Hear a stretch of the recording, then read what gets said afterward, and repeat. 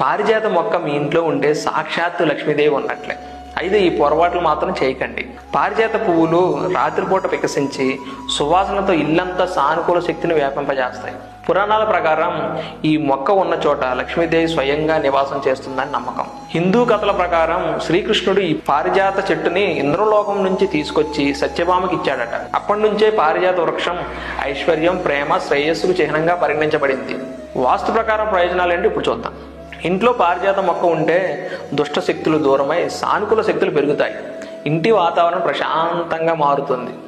లక్ష్మీదేవి అనుగ్రహం లభించి ధనాభివృద్ధి, కుటుంబ ఐక్యత వస్తుంది. ఈ మొక్కను ఎక్కడ నాటాలో ఇప్పుడు తెలుసుకుందాం. వాస్తు నిపుణుల ప్రకారం పారిజాత చెట్టును ఈశాన్య దిశలో నాటడం అత్యంత శుభప్రదం. లేదా ఇంటికి ఉత్తరం లేదా తూర్పు దిశలో కూడా నాటవచ్చు.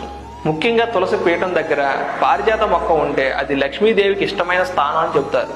పారిజాత పూలు శ్రీ మహావిష్ణువు, లక్ష్మీదేవి, దుర్గాదేవి పూజల్లో తప్పనిసరిగా ఉపయోగిస్తారు.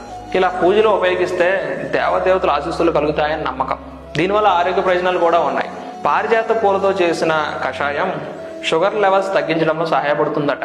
ఇక పారిజాత చెట్టు ఆకులు, కొమ్మల పొడి మలేరియా, కీళ్ళ నొప్పులకు ఉపశమనం ఇస్తుందని ఆయుర్వేదం చెబుతుంది.